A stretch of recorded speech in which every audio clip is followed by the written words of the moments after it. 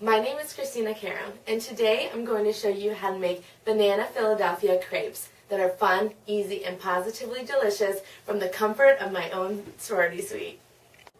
So as always, I'm going to start by introducing our ingredients.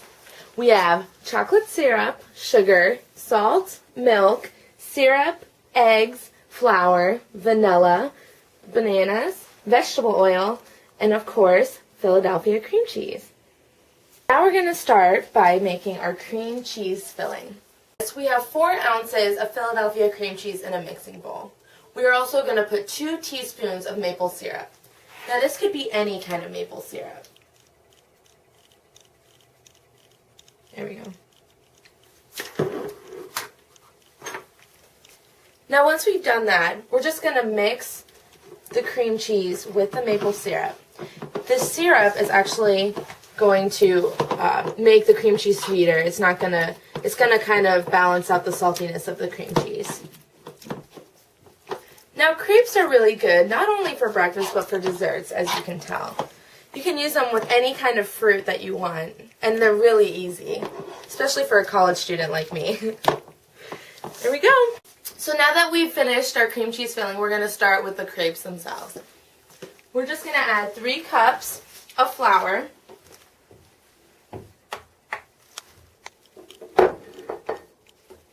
1 teaspoon of vanilla extract, 3 eggs, 1, 2,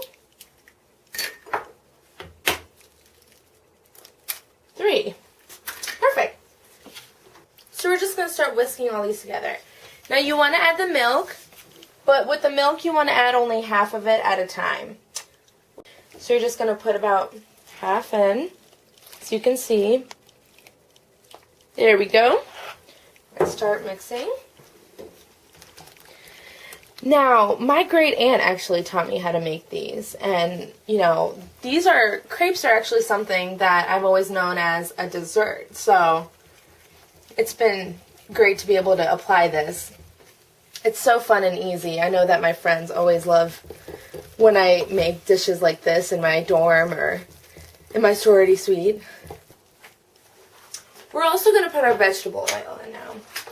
You can put this in at any time. Just don't forget about it. There's that. We're also going to put about 1 teaspoon of sugar. There that is.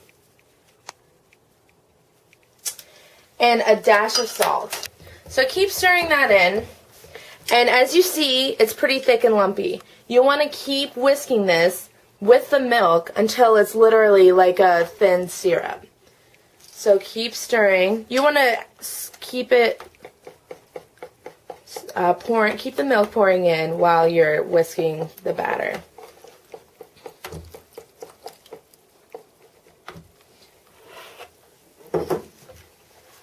Just like that. Now you gotta mix this really hard. You gotta put some back into it. And if you are privileged, unlike me, and you have an actual electrical mixer, use that. But until then, I'll just be burning calories by doing this. Now it's time for the fun part, making the crepes. We're gonna first start by spraying the pan with an anti-stink spray. And we're going to take a ladle. Now this ladle should be around half a cup, not too big.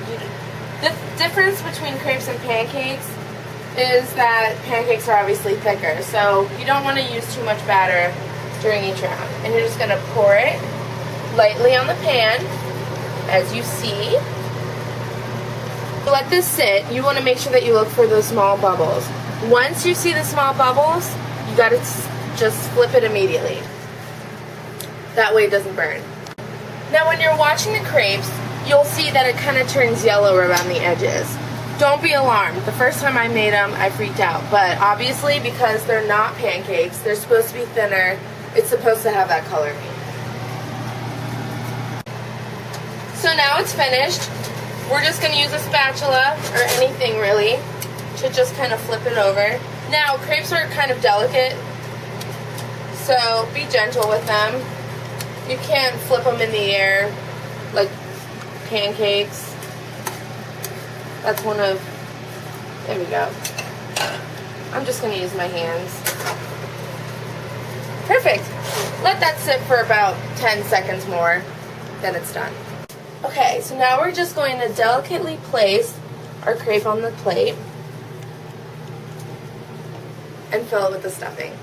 So we just have our filling that we created, and you just kind of want to take about a teaspoon and just delicately plop it right there. And you can take the back of your spoon and smooth it out evenly. You can always add more. Some people might like this filling more than others. The filling is there to just add that texture to the bananas once we add those, and it adds a little saltiness and sweetness to the whole dish. There we go.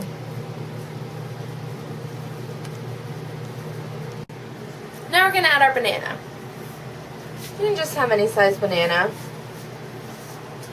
And with this, it's pretty simple. You just take a knife, not too sharp, and just slice a thin layer. They can overlap. Kind of in the same format. There we go.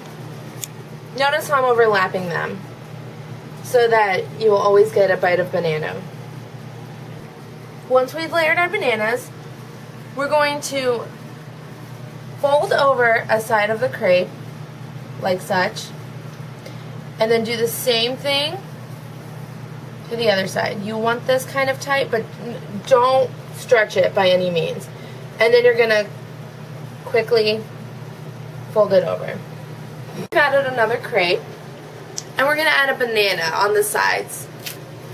Not only for decoration and presentation, but also because it's good to have that extra fruit around it when you're serving it.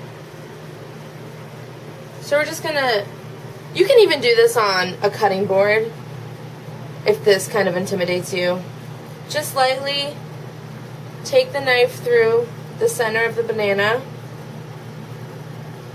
We're just going to place them as such. You can place them any way you want. It's just a fun little decoration. And now we're going to add the chocolate sauce. You can use the knife that you used for the banana and just drizzle. The chocolate sauce, you want it thick on there. This isn't just for presentation. You actually want to be able to taste the chocolate everywhere. How delicious does that look? And then on the plate, you can just do fun little swirls as such. I'm big on presentation, so it means a lot when something is pretty. Do a little something right here. Perfect. So here's our final plate. Look at how presentable it is, but how delicious it looks. Now it's time for my favorite part, tasting it.